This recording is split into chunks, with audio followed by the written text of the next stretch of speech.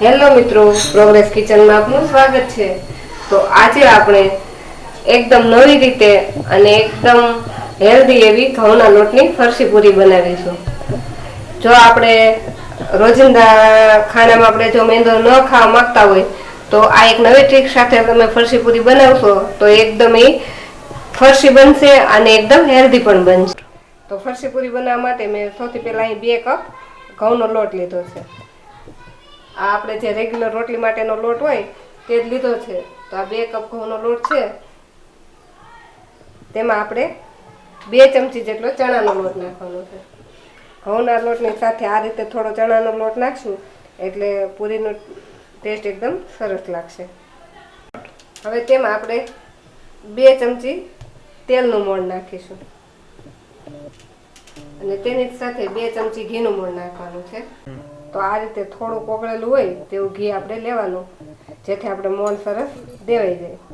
તો 2 ચમચી આપણે ઘી નાખીશું અને આ બધી વસ્તુને આપણે સરસ હાથથી આ રીતે મિક્સ કરી દઈશું અને લોટના દરેક કણમાં મોણ થઈ જાય એ રીતે આપણે એને મિક્સ કરીશું। બે હથેળીની વચ્ચે લોટને રાખી આપણે આ રીતે એને કરશું એટલે બધા જ લોટમાં એક સરખું મોણ લાગી જશે। આપણે બધા જ લોટમાં સરસ મોણ દઈ દીધું છે અને આ રીતે થોડુંક મુઠ્ઠી પડતું મોણ આપણે લોટમાં દેવાનું, એકદમ વધારે પડતું પણ નહીં અને એકદમ ઓછું પણ નહીં। હવે આ લોટને આપણે એકદમ ધીમા ગેસ પર થોડીક વાર માટે શેકવાનો છે। તો એકદમ ધીમા ગેસ પર આપણે આ લોટને થોડોક એવો આમ હલકો હલકો ગરમ થાય એવો શેકવાનો છે, પણ ગેસ એકદમ ધીમો રાખવાનો એટલે લોટનો કલર ન બદલાવો જોઈએ। એકદમ ધીમા ગેસ પર આપણે 5 મિનિટ આને શેકી લઈશું। થોડીક વાર માટે આ લોટને આપણે ધીમા ગેસ પર શેકશું, એમાંથી હલકી હલકી સુગંધ આવવા લાગશે ત્યાં સુધી આપણે આ લોટને શેકવાનો છે। લોટનો કલર ન બદલાવો જોઈએ એટલે ગેસ ધીમો રાખવાનો અને થોડીક વાર માટે જ લોટને શેકવાનો। તો આપણો લોટ હવે શેકાઈ ગયો છે, તો હવે આપણે ગેસને બંધ કરી દઈશું અને આ લોટને થોડોક ઠંડો થવા દઈશું। આપણો લોટ ઠંડો થાય ત્યાં સુધીમાં આપણે એક ખાંડણીમાં 1 ચમચી જીરું, જો નાની ચમચી હોય તો 2 ચમચી અને મોટી ચમચી હોય તો 1 ચમચી જીરું અને 1 નાની ચમચી કાળા મરી લઈ લઈશું અને આને આપણે ખાંડી અને અધકચરા ખાંડી લઈશું।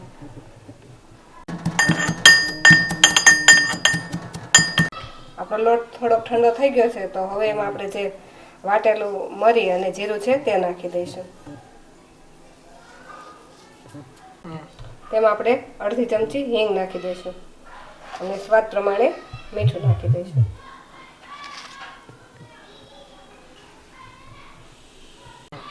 બધી વસ્તુ નાખી એને આપણે સરસ મિક્સ કરી દઈશું। આ રીતે બધી જ વસ્તુને સરસ મિક્સ કરી દેવાની। પછી થોડું થોડું પાણી નાખી આનો આપણે મીડિયમ એવો લોટ બાંધી લઈશું। આ લોટ આપણે એકદમ કડક પણ નહીં અને એકદમ ઢીલો પણ નહીં એવો બાંધવાનો। તો આ રીતે આપણે થોડું થોડું પાણી એડ કરતું જવાનું અને લોટને ભેગો કરતું જવાનું। તો આવો મીડિયમ સોફ્ટ એવો આપણે લોટ બાંધીને રેડી કરી લીધો છે। આ લોટ પર આપણે થોડું તેલ નાખી તેને મસળી લઈએ।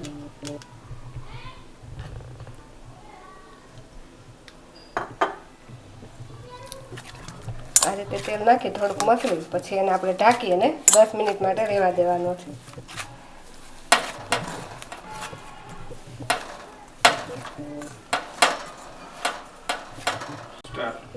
આપણો સરસ લોટ બંધાઈ ગયો છે, હવે તેને ઢાંકી અને આપણે 10 મિનિટ માટે રહેવા દઈશું।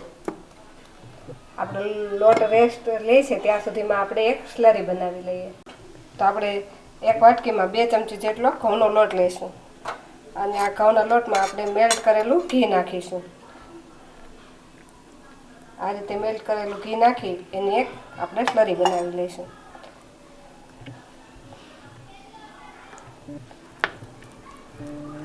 આ રીતે સરસ ગાંઠા વગરની આપણે સ્લરી બનાવીને રેડી કરી લઈશું।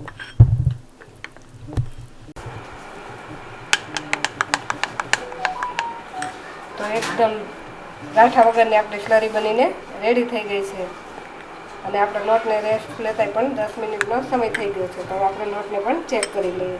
તો આપણો લોટ પણ સરસ હવે સેટ થઈ ગયો છે। એકવાર આપણા લોટને આપણે મસળી લઈએ. આ રીતે થોડોક મસળશું એટલે લોટ એકદમ સરસ સોફ્ટ થઈ જશે. તો આ રીતે આપણે થોડોક લોટને મસળશું એટલે લોટ આપણો એકદમ સરસ સ્મૂથ થઈ જશે. અને આની પૂરી વણશું ત્યારે એકદમ પાતળી આપણે એની પૂરી વણી આપીશું. આપણો લોટ સરસ એવો વણાઈ ગયો છે. હવે આમાંથી આપણે મીડિયમ સાઈઝના એવા આ લોટના 6 ભાગ પાડી અને 6 લુવા કરી લઈશું.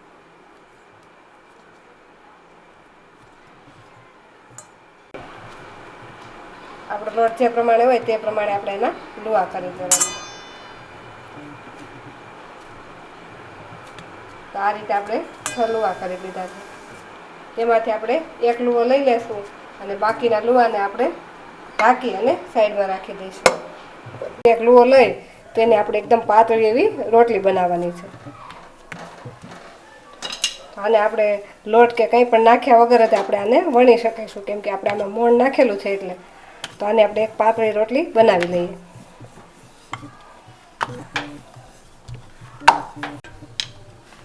તો એકદમ સરસ એવી આપણે પાતળી રોટલી વણાઈ ગઈ છે. તો આવી જ રીતે આપણે બાકીની બધી જ રોટલીઓને પહેલાં વણી લઈએ. આપણે આ રીતે બધી જ રોટલીને વણી લીધી છે. હવે તેમાંથી આપણે એક રોટલી લઈ લઈશું. તો એકદમ પાતળી આપણે રોટલી વણીને હવે એમાંથી એક રોટલી લઈ લેવાની છે. ચાલુ છે. તેના પર આપણે જે સ્લરી બનાવીને રાખેલી છે તે નાખી દઈશું. આને આપણે આંગળીની મદદથી સરસ બધે જ આ રીતે ફેલાવી દઈશું.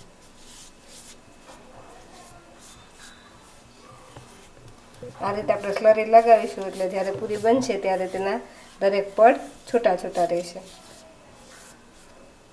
હવે તેના પર આપણે જે રોટલી વણેલી છે તેમાંથી બીજી એક રોટલી લઈ લઈશું અને તેને પણ આની ઉપર રાખી દઈશું.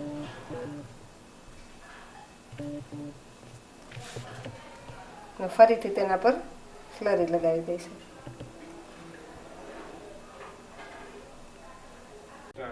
તેના પર હજુ આપણે એક રોટલી રાખી દઈશું. એટલે કે આપણે ટોટલ 3 રોટલી આ રીતે રાખી દેવાની. આ રોટલી પર પણ આપણે સ્લરી લગાવી દઈશું.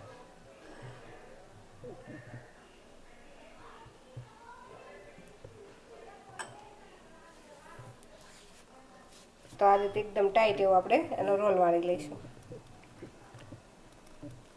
હવે આ રોલ બની જાય પછી તેમાંથી આપણે લુવા કરવાના છે. તો આમાંથી આપણે નાની નાની પૂરી બને એ રીતના આપણે આમાંથી લુવા બનાવી લઈશું. આવી રીતે આપણે એક સરખા લુવા બનાવી લઈશું. તો આપણે વણેલી બધી રોટલી છે તેને પણ આ રીતે આપણે 3 વાર લેયર કરી અને આ રીતે બધા લુવા બનાવીને રેડી કરી લઈશું. સરસ એવા આપણા લુવા બની ગયા છે અને જો અત્યારે જ આ લુવાની અંદર આપણે એકદમ જાળી જાળી દેખાય છે. તો હવે બધા જ લુવાને આપણે સાઈડમાં રાખી દઈશું. તેમાંથી એક લુવો આ રીતે લઈ તેને હથેળીથી આ રીતે દબાવી દઈશું અને હળવા હાથે આને થોડુંક આપણે વણી લઈશું.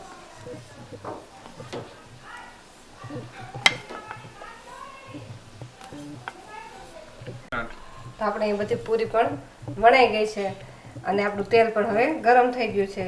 તો તે તેલમાં આપણે મીડિયમ એવું તેલ ગરમ કરવાનું, બહુ વધારે પડતું ગરમ નહીં કરવાનું. અને તે તેલમાં આપણે ધીમે ધીમે જેટલી સમય તેટલી પૂરી એડ કરી દઈશું.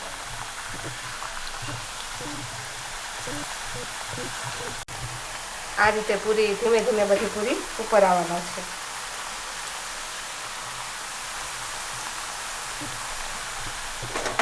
તો એકદમ ધીમા ગેસ પર એક સાઈડ થોડીક લાલ થાય એટલે બધી જ પૂરીને આપણે આ રીતે પલટાવી દઈશું. બીજી સાઈડ પણ આપણે એકદમ ધીમા ગેસ પર એને તળાવવા દઈશું. તો આપણે જોઈએ જો તળાય છે ત્યાં તેના બધા જ લેયર ખુલી જાય છે. આ રીતે બધી જ પૂરીને પલટાવી અને ફરીથી આપણે એને બીજી સાઈડ તળાવવા દઈશું.